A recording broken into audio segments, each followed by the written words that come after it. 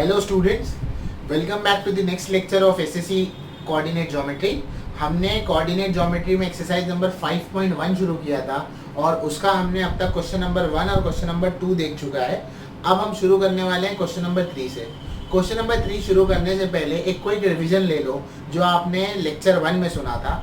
अब तक हमने कोऑर्डिनेट ज्योमेट्री में पढ़ा क्या है? हमने इस चैप्टर को शुरू किया है जो एसएससी में सबसे आसान चैप्टर होता है, कोऑर्डिनेट ज्योमेट्री। अगर ज्योमेट्री में बोला जाए सबसे इजी चैप्टर कौन सा है तो मैं मान कर चलूंगा कि वो ये है। कौन सा? Coordinate geometry. अब तक हमने इसमें देखा कि हमने डिस्टेंस फार्मूला पढ़ा है। अगर आपने पहला लेक्चर नहीं देखा है और अगर आप सेकंड लेक्चर पर आए तो प्लीज़ आप जाएं और पहला लेक्चर देखें।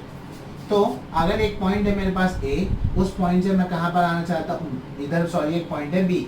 इन दोनों के बीच में अगर मुझे डिस्टेंस फाइंड आउट करना है तो सपोज करो इसका कोई पॉइंट होगा, लेट्स से नाम है x1 y1, इसका कोई पॉइंट होगा x2 y2। इसका मतलब आप समझ रहे हैं ना, ये ए और बी पॉइंट कोई रैंडम प्लेन में नहीं है, वो एक ग्राफ पर होंगे। तो मैंने कल बताया था, यानी कि लास्ट लेक्चर में आपको बताया था कि आप जब भी किसी पॉइंट को नाम देते हैं तो पहला उसका x कोऑर्डिनेट लिखते हैं और दूसरा y कोऑर्डिनेट लिखते हैं। अगर हमें ए बी के बीच में डिस्टेंस निकालना था तो हमने डिस्टेंस फार्मूला पढ़ा था और वो फार्मूला क्या था बताओ? वो फार्मूला था √ x2 - x1 the whole square plus y2 - y1 the whole square. ये फार्मूला हमने पढ़ा था। And it doesn't really matter if you interchange this x1 y1 with x2 y2।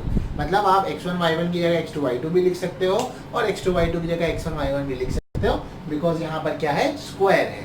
ये मैंने इतना आपको बताया था। अब हम क्वेश्चन नंबर 3 पर जाने वाले हैं, तो चलिए क्वेश्चन नंबर 3 से शुरुआत करते हैं आज के लेक्चर की। तो क्वेश्चन नंबर 3 को पहले तो इम्पोर्टेंट मार्क करो, स्टार मार्क लगाओ और से इम्पोर्टेंट मार्क करो क्वेश्चन को। क्वेश्चन नंबर 3 है क्या? ये देखो, क्वेश्चन नंबर 3 आपको ये कह रहा है, find the point on the x axis which is equidistant from A -3, 4 and B 1, -4। मतलब मैं बताता हूँ, एक पॉइंट दिया है ए जिसके कोऑर्डिनेट्स है आपके पास -3, 4 है, और एक पॉइंट है आपके पास बी जिसके कोऑर्डिनेट आपके पास है 1, -4। ठीक है। अब आपको क्या करना है वो देखो। आपको ये करना है, देखो मैं डायग्राम बना के आपको समझाने की कोशिश कर रहा हूँ। सपोज करो एक पॉइंट है सी पॉइंट से ए का डिस्टेंस और सी पॉइंट से बी का डिस्टेंस बराबर है, ये वो कह रहा है। यानी कि एक ऐसा पॉइंट है जहां से सी ए का डिस्टेंस और सी बी का, मतलब अगर ये 10 है तो ये भी 10 होगा, ऐसे। तो और ए के कोऑर्डिनेट्स मैं यहाँ लिख दूँ, अगर -3, 4 है, बी के कोऑर्डिनेट्स लिख दूँ 1, -4 है, और अगर इन दोनों के डिस्टेंस बराबर है और इसके सपोज करो कोऑर्डिनेट है x1 या x और y ले लेते हैं, खाली इसके कोऑर्डिनेट हमें नहीं पता तो हम क्या लेते हैं? x और y। तो आपको बोला है आपको सिर्फ c का कौन सा कोऑर्डिनेट फाइंड आउट करना है? x। समझ गए? x एक्सिस से इक्विडिस्टेंस पूछा है ना आपको, तो आपको सिर्फ कौन सा कोऑर्डिनेट निकालना है? c पॉइंट का, x वाला। हमें y से कोई मतलब नहीं है। समझ गए? इक्वेशन में जहां पर हमें y मिलेगा हम y को क्या सब्स्टिट्यूट करेंगे? 0। ठीक है। अब इसको शुरू करने से पहले या इसको करने से पहले मुझे बताओ कि सम को एनालाइज कैसे करेंगे।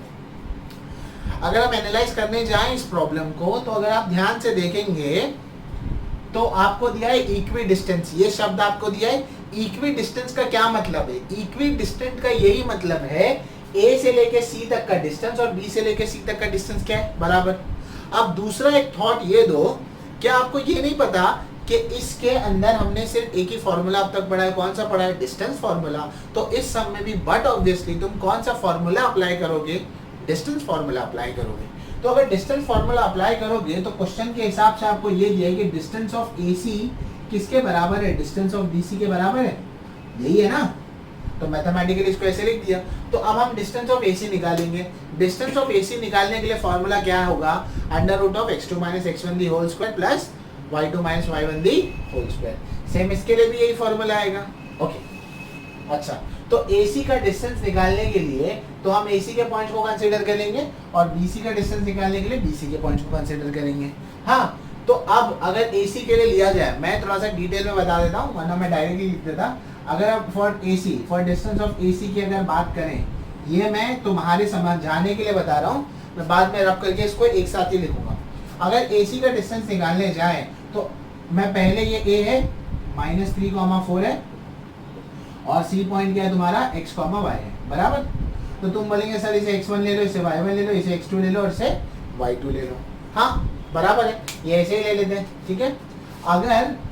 अगर मेरा कैलकुलेशन जैसा भी आसान पड़ा, याद है मैंने लेक्चर के स्टार्ट ही में तुमको बताया था मैं x1 y1 x2 y2 को इंटरचेंज भी कर सकता हूँ अपने कन्वीनियंस के हिसाब से। इस प्रॉब्लम में वो आप देखेंगे जहाँ पर हम इसे चेंज करेंगे। तो ये हो गया x1 ले लिए और इसे ले लिया x2 ले लिया, ये y2 हो गया और ये y1 हो गया, ठीक है। तो अगर इसका डिस्टेंस ऑफ AC निकालेंगे तो डिस्टेंस ऑफ AC कैसे निकलेगा बताओ। डिस्टेंस ऑफ AC निकालने के लिए हम फॉर्मूला लिखेंगे। सबसे पहले फॉर्मूला क्या है बताओ, हमारा फॉर्मूला है हमारा under root of x2 minus x1 the whole square plus y2 minus y1 the whole square. समझ गए। अब बताओ क्या है x2, क्या है x2, ये है x है तो क्या आएगा x आएगा। हमारी ट्रिक पता है ना, दो बार अगर लगातार माइनस आए तो आप प्लस कर देंगे। तो ये बेटा फॉर्मूले का माइनस हो गया, ठीक है। और x1 ये वाला माइनस हो गया। x1 में देखो -3 है ना, तो ये माइनस और फॉर्मूले का माइनस एडअप होके क्या हो जाएगा +3 the whole square plus y2 क्या है, y2 है y, उसमें से y1 निकालना है तो क्या हो जाएगा 4 दी होल स्क्वायर आ जाएगा। इतनी बात समझ में आई। थोड़ी देर के लिए इसको ऐसे ही छोड़ दो। अब उसी लाइन पर मुझे ये बताओ कि हमें निकालना है BC, ठीक है। तो अगर BC के लिए निकालेंगे हम, तो BC के लिए अगर निकालने जाएंगे तो B के सबसे पहले पॉइंट है मेरे पास, वो क्या है 1, -4 है। और C के जो मेरे पॉइंट है वो कौन से है x, y है। तो अगर इसे हम x1 y1 ले लेते हैं, ठीक है, ये x1 हो गया, ये y1 हो गया और ये क्या हो गया x2 हो गया y2 हो गया, ठीक है ना। अच्छा, मैं आपको एक चीज बता दूं, अगर आप ये सोचेंगे कि क्या सर मैं चेंज कर सकता हूँ, मतलब मैंने अगर इस प्रॉब्लम में स्पेसिफिकली ये प्रॉब्लम की बात कर रहा हूँ मैं, अगर तुम सोचेंगे क्या सर स्पेसिफिकली इस प्रॉब्लम में मैं इसे x2 y2 ले लूँ और इसे x1 y1 ले लूँ तो क्या होगा, यहाँ पर ले सकते हो, सब अलाउड है, पर आपका कैलकुलेशन डिफिकल्ट हो जाएगा। याद रखना, वो क्यों होगा डिफिकल्ट, आप एक बार लो तो आपको समझने आएगा। और रियली बहुत ज़्यादा आपको ये है कि हाँ सर बताओगे कैसा होगा, तो मेरे को बताना, तो मैं बता दूंगा बाद में, ठीक है। अब डिस्टेंस ऑफ BC कैसे निकालेंगे बताओ। डिस्टेंस ऑफ BC ऐसे निकाला जाएगा under root of x2 minus x1 the whole square plus y2 minus y1 the whole square. हर बार सम करोगे, जब भी सम करना है, हर बार आपको फॉर्मूला लिखना जरूरी है, याद रखो, तो तभी आपको एग्जाम में याद रहेगा। और फॉर्मूला मेंशन करने पर एग्जाम में मार्क्स होते हैं। ओके, नाउ x2 क्या है, देखो x है ना, ऐसे इसमें से माइनस करेंगे x minus 1 the whole square plus y2 y है, और ये माइनस दो बार लगातार माइनस आ गया, ये वाला माइनस और ये वाला माइनस, तो क्या हो जाएगा प्लस, तो y plus 4 the whole square. यहाँ तक होने के बाद हमने यहाँ पर एक कहानी लिखी थी, वो कहानी क्या थी, AC किसके बराबर है, BC के बराबर। तो हमने यहाँ पर AC निकाला और यहाँ पर क्या निकाला, BC निकाला। तो इसका मतलब क्या है, इसका मतलब ये है कि AC किसके बराबर होगा, BC के बराबर होगा। अरे मान कर चल रहे हैं, ठीक है। तो अगर AC BC के बराबर है तो अब क्या करेंगे, देखो अब आप करेंगे ये, इसको रब कर देता, इतना तो लिख लिया होगा आपने।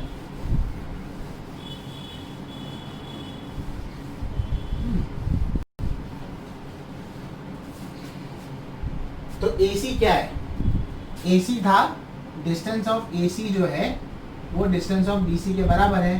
तो डिस्टेंस ऑफ AC क्या है, डिस्टेंस ऑफ AC है हमारा under root of x plus 3 the whole square plus y minus 4 the whole square is equal to, यहाँ पर डिस्टेंस ऑफ BC आएगा, इतना लिख लिए होंगे ना। हाँ, स्नैप ले लो इसका, मैं इसको रब कर रहा हूँ अभी। ओके, हाँ, तो यहाँ पर जो BC है वो लिख देते हैं।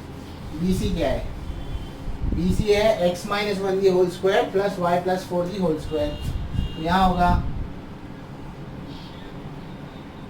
Under root of x minus 1 the whole square plus y plus 4 the whole square. इतनी बात आपको समझ में आ गई, इतना आपको समझ में आया। अगर आप यहाँ पे ध्यान से देखेंगे, अब तो यहाँ पे ध्यान से देखेंगे तो दोनों जगह स्क्वायर रूट आ रहा है। दोनों जगह स्क्वायर रूट अगर इक्वल टू के आजू बाजू में है तो आप इसको कैंसिल कर सकते हैं। वो दोनों जगह स्क्वायर करोगे तब भी होगा, ठीक है ना। अब यहाँ पर इन दोनों की छत उड़ गई, तो यहाँ की घर की छत चली गई इनकी, तो बचा गया यहाँ पर x plus 3 the whole square y minus 4 the whole square इसी को, यहाँ क्या बचा x minus 1 the whole square plus y plus 4 the whole square. अच्छा, अब यहाँ पे दो बातें मुझे बतानी है। वो दो बातें क्या है वो ध्यान सुनो। वो दो बातें ये है बेटा, आप बोलेंगे सर आपने बोला था कि यहाँ पे जीरो पुट कर देना y पे, क्योंकि y तो निकालना ही नहीं है, तो मैं यहाँ पे जल्दी से जीरो पुट कर देता हूँ और ये सॉल्व कर देता। नहीं, गलत हो जाएगा। आप पहले इसको एक्सपांड करेंगे और फिर y में जीरो पुट करेंगे, क्योंकि जब इसको एक्सपांड करेंगे तो y के अलावा भी इसमें चीजें हैं, जैसे यहाँ से भी 16 आएगा और यहाँ से भी 16 आएगा। ये पहली बात हुई। दूसरी बात ये है कि इसको एक्सपांड करने के लिए फॉर्मूला कौन सा लगेगा। अगर आप मैथ्स में अच्छे हैं तो आपको a प्लस बी और a minus B the whole square याद होगा। अगर आप मैथ्स में अच्छे नहीं है तो मैं आपके लिए रिवाइज करा देता हूँ। a plus B the whole square का फॉर्मूला क्या होता है, अगर याद है तो जोर से बोलो घर में, a square plus 2ab plus B square. अगर नहीं भी याद है तभी भी जोर से ही बोलना है। a minus B the whole square का फॉर्मूला क्या है, a square minus 2ab plus B square. अपने फॉर्मूले के ये फॉर्मूला जो है अपने बुक के मार्जिन के ऊपर लिख दो अगर आपको ये याद नहीं है तो, ठीक है। अब ये लिखने के बाद भी कई बच्चों को ये कंफ्यूजन होता है सर अप्लाई कैसे करेंगे। आप बोल तो दिए एक्सपांड कर दो, ब्रैकेट को ओपन कर दो, तो ब्रैकेट को ओपन कैसे करते हैं बेटा, बहुत आसान है। ब्रैकेट को ओपन करने कोई भी ब्रैकेट पकड़ो, पहले बीच में साइन देखो प्लस है या माइनस है। इन दोनों में भी आप प्लस रहेगा तो मिडल पे प्लस आएगा वरना माइनस आएगा, बाकी जगह क्या होता है प्लस। इसको एक्सपांड करने का तरीका बहुत आसान है। ये दोनों उंगली अपनी यहाँ पर रखे, फिंगर्स यहाँ पर रखे, 3 को बोले तेरा स्क्वायर किया तो बोलेगा 9, x को बोले उसका स्क्वायर किया तो बोलेगा x स्क्वायर, बराबर। तो लिख दो, ये हो गया इसका स्क्वायर x स्क्वायर। 3 को बोलो, बोला 3 क्या बोला, बोला ना 9 है। बीच में क्या लिखेंगे वो सुनो, बीच में लिखेंगे ये दोनों उंगली ऐसी रखी थी ना, अब मिला दो इसको, क्या बना 3 इंटू एक्स, क्या बना 3x बना। अब इसको ये कितना दिख रहा है, 2 दिख रहा है, यानी कि डबल करो। 3x का डबल कितना हो जाएगा बेटा, 6x रहेगा, बस हो गया। अब बोलो जोर से क्या होगा, पूछो y का स्क्वायर क्या है तो बोलेगा y स्क्वायर। यहाँ पर माइनस की साइन है ना तो खाली मिडल में माइनस की साइन आएगी। हाँ, इधर पहले इसका स्क्वायर लिख लो। 4 को पूछो उसका स्क्वायर क्या है तो बोलेगा 16 सर, तो लिख दिए। हाँ, फिर ये दोनों को मिलाओ, y और 4 को मिला दो तो 4y होगा। उसको बोलो डबल करो, 4 का डबल कितना होगा 8 होगा, तो यहाँ कितना आएगा 8y आएगा। शाबाश, तुमको फॉर्मूला आ गया। किसने बोला था फॉर्मूला टफ है ना। यहाँ पर क्या होगा, मैं 16 को थोड़ा यहाँ लिख देता हूँ। अब यहाँ पे बोलो क्या होगा, अब मैं इतना स्लो नहीं जाऊंगा, अब समझ जाओ। यहाँ पर क्या होगा, ये x स्क्वायर होगा, x और 1 टकराएंगे तो x वन सा क्या होगा 1x, यानी कि x, और 1x का डबल कितना होगा 2x, तो यहाँ पर क्या आएगा -2x, और 1 का स्क्वायर क्या होगा 1। यहाँ पर बोलो जोर से पूछो y को स्क्वायर क्या है तो बताएगा सर y स्क्वायर। दोनों को टकराओ, y और 4 को मिलाओ, क्या बनेगा 4y, डबल करो क्या बनेगा 8y, तो ये क्या होगा 8y, और 4 का स्क्वायर कितना होगा 16। दिखा तुमने, यहाँ से पूरा ये फैमिली थी एक्सपांड करके पूरा डायनेस्टी खड़ा कर दी, पूरा एक खानदान बना दिया यहाँ तो। हाँ, अब अपन गेम खेलेंगे यहाँ पर। ये इधर एक साइड टीम और यहाँ पे दूसरी साइड टीम है। इक्वल्स टू जब भी रहता है तो टर्म्स कौन से कैंसिल होते हैं, जिनकी साइन दोनों जगह सेम है। मतलब अगर यहाँ पर +1 है, यहाँ पर भी +1 है और बीच में इक्वल्स टू है तो +1 क्या होंगे कैंसिल। ठीक है, मेरी तरह एक्शन मत करना घर पे जैसे मैं कर रहा हूँ। हाँ, दूसरा देखो यहाँ पे ये x स्क्वायर और ये x स्क्वायर क्या हो गया कैंसिल। क्यों, यहाँ पर भी x स्क्वायर की साइन क्या है प्लस, इधर मत देखो प्लस, हमेशा किसी भी नंबर की साइन या किसी भी वेरिएबल की साइन कहाँ देखते हो, उसके लेफ्ट में। तो यहाँ कुछ नहीं है तो प्लस है, ये कैंसिल हो गया। देखो +16 और +16 भी क्या होगा कैंसिल।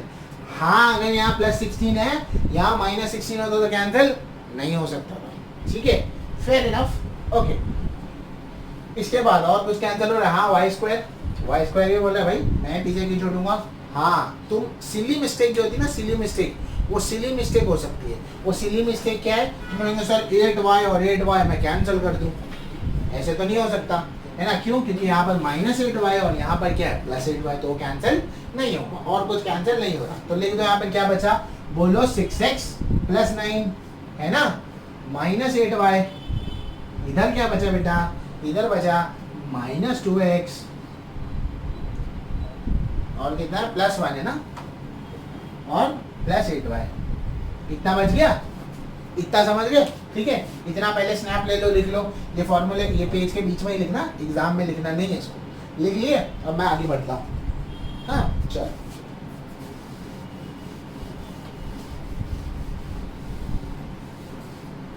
आगे देखो क्या होगा। आगे ये होगा, अब ये दोनों को तो ऐड नहीं कर सकते क्योंकि रैबिट की रेस में तो रैबिट ही रहता है ना। इसका मतलब क्या, सेम वेरिएबल वाले सेम रेस में जाएंगे, ये दोनों तो ऐड नहीं होगा। पहले इन सबको यहाँ लेकर आओ, अब 3 को 1 कर दो तो ये 6x होगा, +9 है, -8y है, बराबर -2x यहाँ कर क्या हो जाएगा, +2x हो जाएगा, +1 यहाँ कर क्या हो जाएगा, -1 हो जाएगा, +8y आके क्या हो जाएगा, -8y = 0।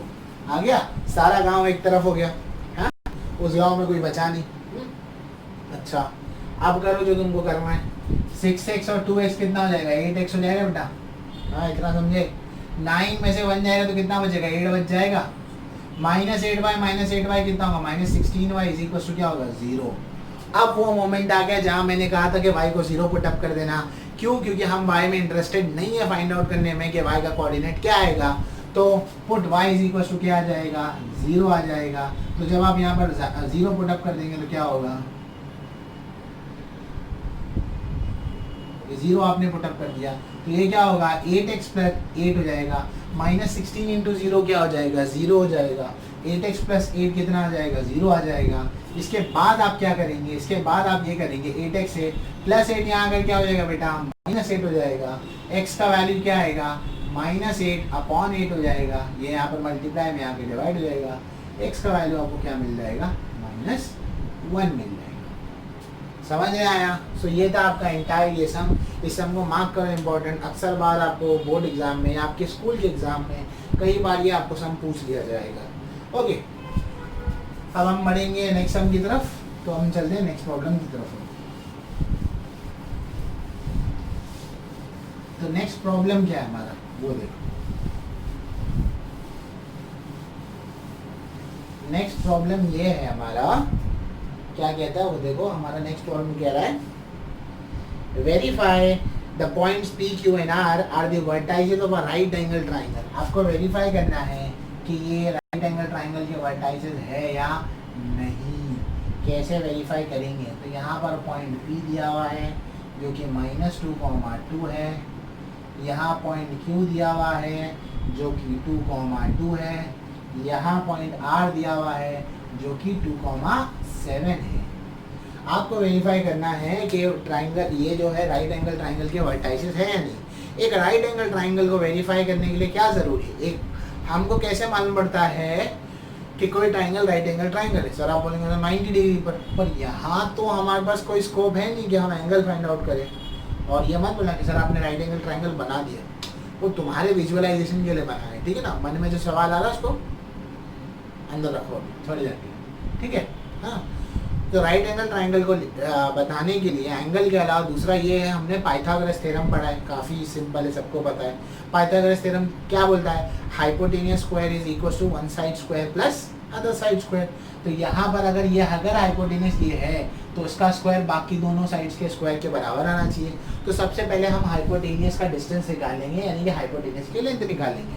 कैसे निकालेंगे, डिस्टेंस फार्मूला से, ठीक है। अब मैं थोड़ा सा डायरेक्ट अप्रोच रखूंगा, डिस्टेंस ऑफ पी आर निकालना है, ठीक है।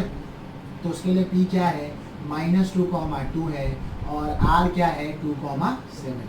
आप फॉर्मूला लिख लेना, मैं फॉर्मूला नहीं लिख रहा हूँ वरना वीडियो बड़ी हो जाएगी। हर बार मैं फॉर्मूला लिख कर बताने जाऊँगा। अब माइनस करना है तो इसमें से इसको माइनस करते, इसमें से इसको माइनस करते, काफ़ी बार कर चुके। तो ये बताओ ये क्या होगा, 2 माइनस माइनस क्या हो जाएगा, प्लस। तो 2 + 2 कितना हो जाएगा, यहाँ पर आ गया ये। यहाँ पर क्या आएगा बताओ, 7 - 2 दी होल स्क्वायर।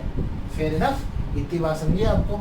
इसके अलावा यहाँ क्या होगा, 2 + 2 कितना हो जाएगा, 4 स्क्वायर, ठीक है। और 7 - 2 कितना हो जाएगा, 5 स्क्वायर, ठीक है। 4 का स्क्वायर कितना होगा, 16। 5 का स्क्वायर कितना हो जाएगा, 25, ठीक है। यहाँ तक आ गए हम। तो अब इसको क्या कर देंगे, हम ऐड कर देंगे यहाँ पर। तो 16, 6 + 5 कितना हो जाएगा, 11 हो जाएगा, है ना। 6 और 5 11 होगा, 2 + 1 3 और ये कितना हो जाएगा, 41।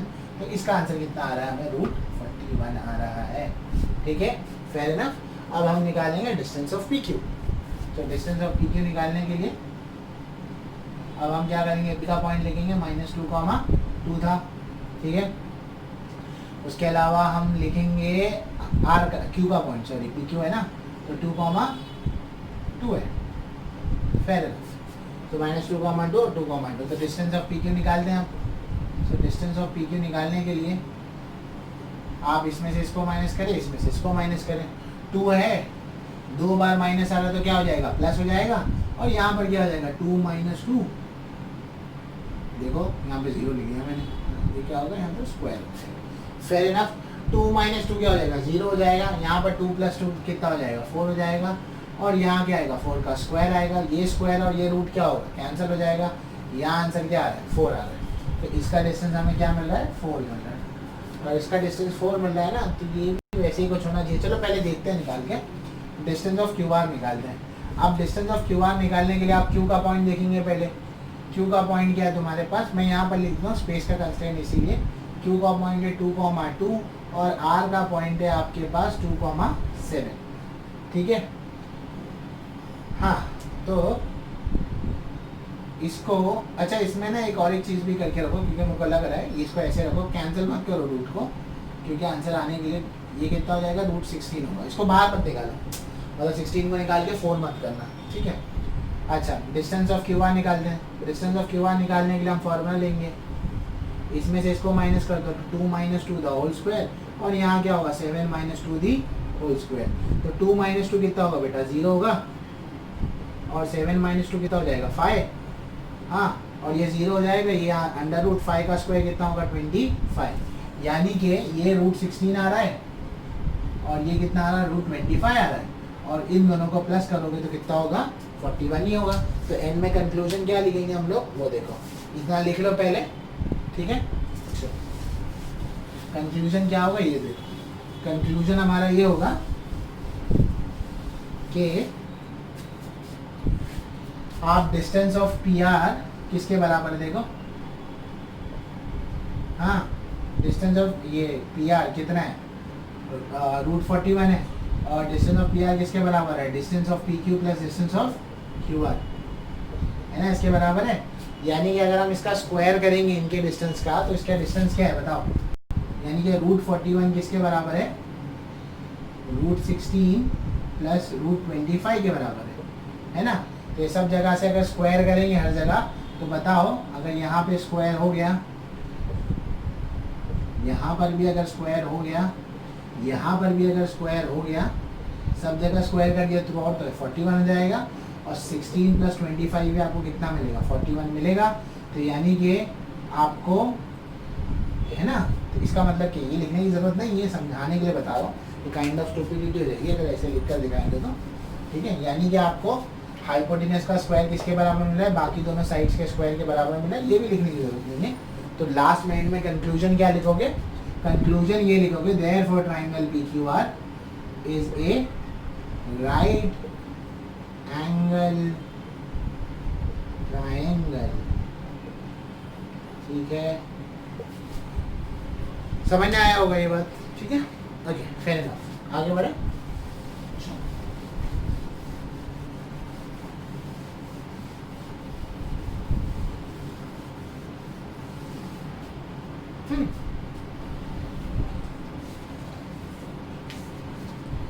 नेक्स्ट क्वेश्चन देखो क्या है। नेक्स्ट क्वेश्चन ये है, show that the points PQRS are the vertices of a parallelogram. आपको PQRS को वर्टाइसेस बताना है पैरेललोग्राम के, ठीक है। तो सबसे पहले मैं फिगर ड्रॉ कर देता हूँ, ठीक है। PQRS,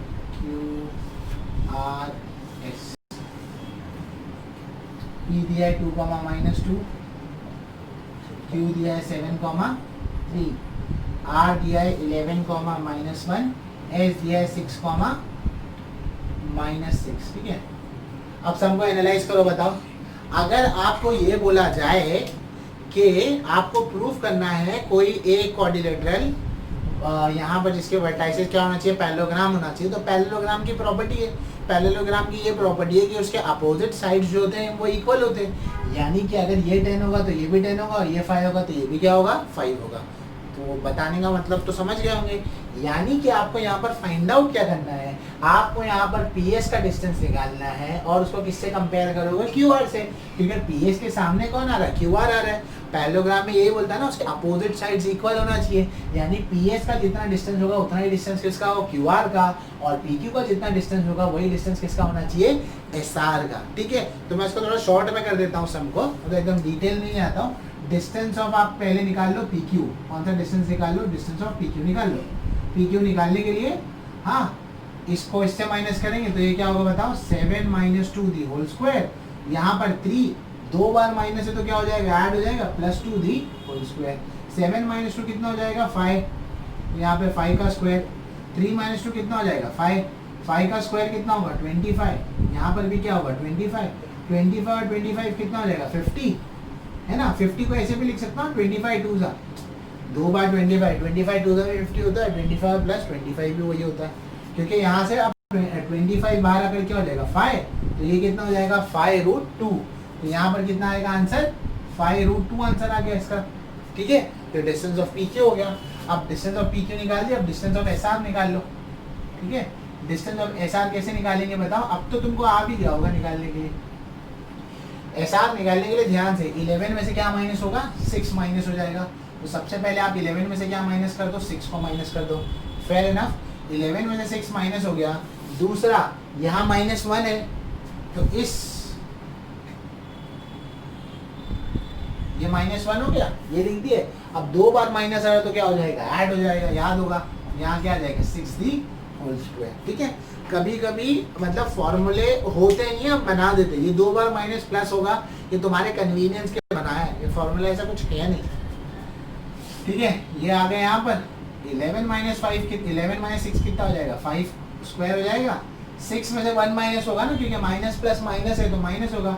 6 - 1 कितना हो जाएगा 5, अगेन सेम आ रहा है 5 स्क्वायर + 5 स्क्वायर, तो मेरे को ज़्यादा डिटेल में आने की जरूरत नहीं, इसका आंसर 50 आएगा। मैं इसको 25 2 सा लिख सकता हूँ, आप ये स्टेप यहाँ से कॉपी कर सकते हैं। ठीक है, अच्छा मैं लिख देता हूँ, वरना तुम लोग बोलोगे कि स्कूल में मार्क्स कम हो जाते हैं, तो ये हो गया। अब इसको 25 2 सा लिख लो, 25 बाहर आकर क्या होगा 5, तो ये कितना आएगा 5√2 आ जाएगा, 5√2 होगा। फेयर इनफ, यहाँ तक समझ गए, ओके। तो ये आपके पास आ गया 5√2। ठीक है, तो ये हो गया। अब आते हैं हम डिस्टेंस ऑफ पीएस, तो ये दोनों तो बराबर हो गई साइड। कभी भी आता मैं शो दैट बोला है ना मैथ्स में 10th में, तो वो होता ही है, मेजॉरिटी टाइम आपको शो दैट बोला तो होगा, अगर मतलब शो दैट बोला है पैरेललोग्राम में तो वो होगा जरूर। अब आप निकालेंगे distance of PS. Distance of PS आप कैसे निकालेंगे, डिस्टेंस ऑफ पीएस निकालने के लिए आप माइनस करो, जिसमें से आपको इसको माइनस करना है। 2 में से 6 को माइनस कर दो पहले, तो 2 - 6 दी होल स्क्वायर हो जाएगा। यहाँ पर क्या होगा था, पहले -2 आ जाएगा, अब 2 बार माइनस है तो क्या हो जाएगा 6 हो जाएगा, ये ऐड हो जाएगा। यहाँ पर 2 - 6 कितना होगा बेटा, -4 होगा, और 6 - 2 कितना होगा, +4 हो जाएगा। ये समझ रहे हो ना। ये देखो, जिनको माइनस प्लस नहीं समझने आता उनके लिए बेस्ट पार्ट है समझने के लिए।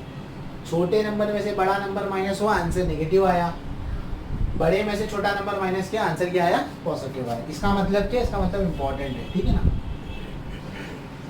ये 16 + 16 होगा, हम इसको 32 लिखने की पहले जैसे लिखे थे वैसे ही लिखेंगे। 16 2 सा 16 बाहर आकर कितना होगा बेटा 4 होगा, तो ये कितना आएगा 4√2 आ जाएगा। यानी इसका आंसर आपको क्या मिल रहा है, 4√2 मिल रहा है। Fair enough, okay. लास्ट वाला बाकी है, मैं रब नहीं करता हूँ इसको। लास्ट वाला निकालते हैं, डिस्टेंस ऑफ RQ।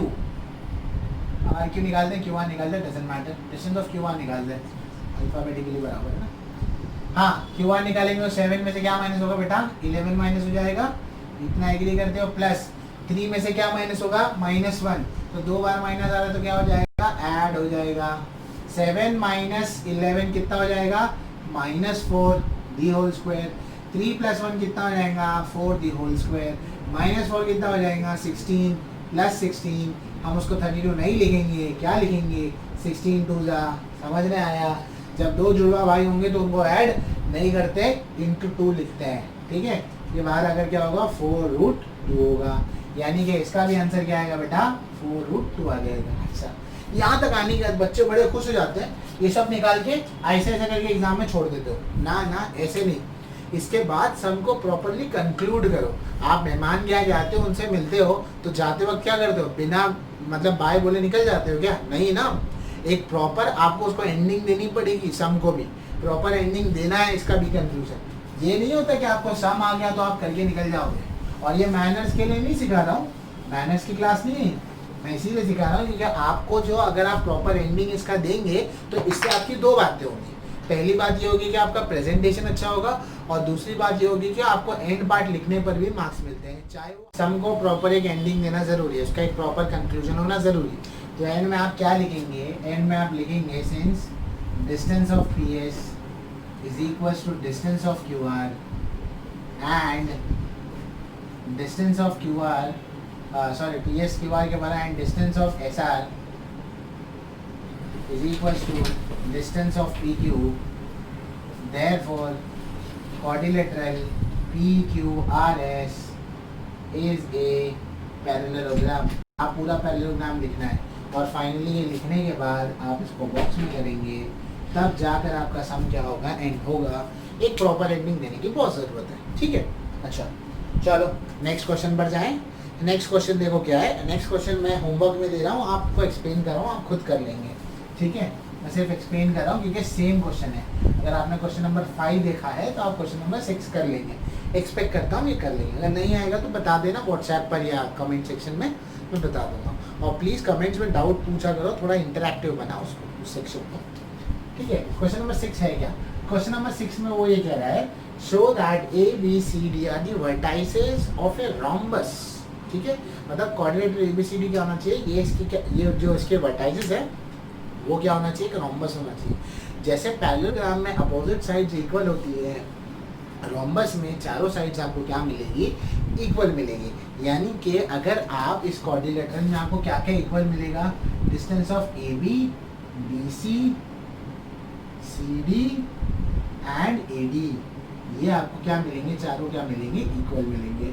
आपको जब ये चारों इक्वल मिल जाएंगे तब आप फिर कंक्लूजन लिखेंगे कि कोऑर्डिनेटर ABCD क्या है, एक रोम्बस है। फेयर इनफ, समझ गए? ये क्वेश्चन आपके लिए, जैसे ऊपर वाला क्वेश्चन किया था ये करना है।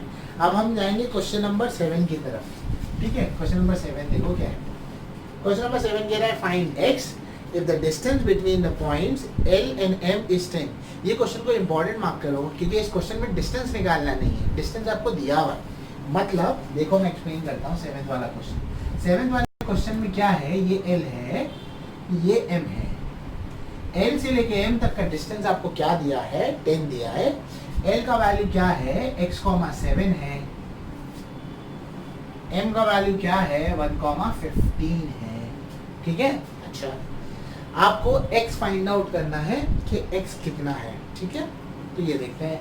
अब इसमें x कैसे निकालेंगे आप? x निकालने के लिए आप क्या करेंगे, देखो आप जैसे करते हो नॉर्मली वैसे कर लो। इसे x1 मान लो, इसे y1 मान लो, इसे x2 मान लो, और इसे क्या मान लो बेटा, y2 मान लो। डिस्टेंस ऑफ LM के लिए फॉर्मूला क्या होगा बताओ? उसका फॉर्मूला होगा √ x2 minus x1 the whole square plus y2 minus y1 the whole square.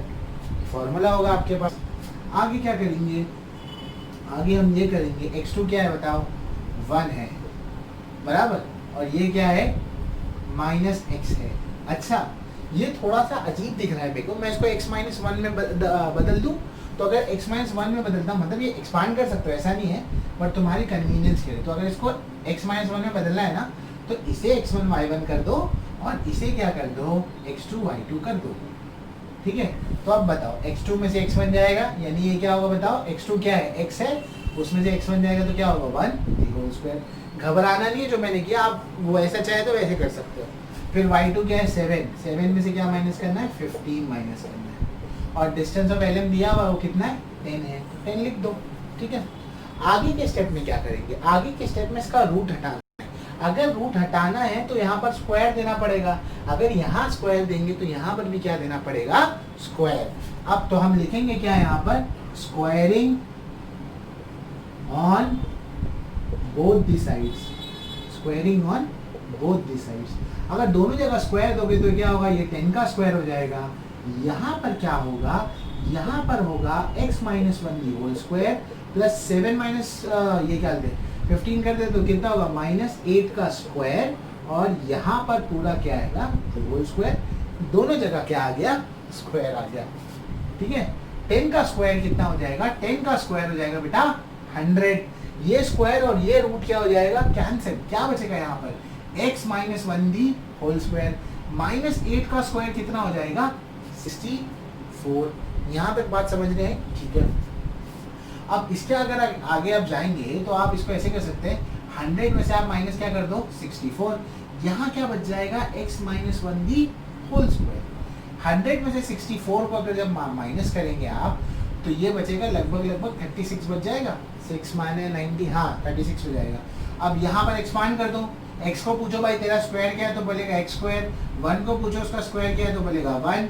अब यहाँ पर ये दोनों को टकराओ आपस में, x बदला क्या होगा x, उसका डबल करेंगे तो कितना होगा 2x, समझ गए। प्लस 36 को यहाँ ले गया तो ये क्या होगा बताओ, x square minus 2x plus 1 plus 36, यहाँ कर क्या होगा -36 इसी को क्या आ जाएगा 0। समझ गया यहाँ तक। आगे क्या होगा बताओ, x स्क्वायर माइनस 2x, 1 में से 36 जाएगा तो कितना आएगा माइनस यहाँ पे 35 इजी को क्या हो जाएगा 0। ठीक है, हाँ कुछ याद आ रहा है, क्वाड्रेटिक इक्वेशन जो असाइनमेंट में दिया है, ठीक है ना। तो अब इसको कैसे सॉल्व करेंगे आप, स्प्लिटिंग द मिडिल टर्म से सॉल्व करेंगे। कैसे, याद आ रहा है कुछ, इतना लिख लो पहले, ये पार्ट लिख लो, हाँ लिख लिया, चलो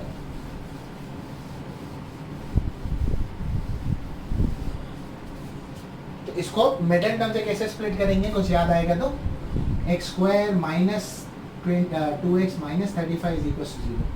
35 अंदर 35 होगा, -35 है, 2 लाना है तो कैसे करोगे बताओ, 7 5 सा माइनस चाहिए तो इसे माइनस दे दो और इसे क्या दे दो प्लस दे दो। तो ये क्या होगा बताओ, ये होगा x स्क्वायर, ये होगा -7x, ये क्या होगा +5x minus 35 is equal to क्या होगा बेटा 0।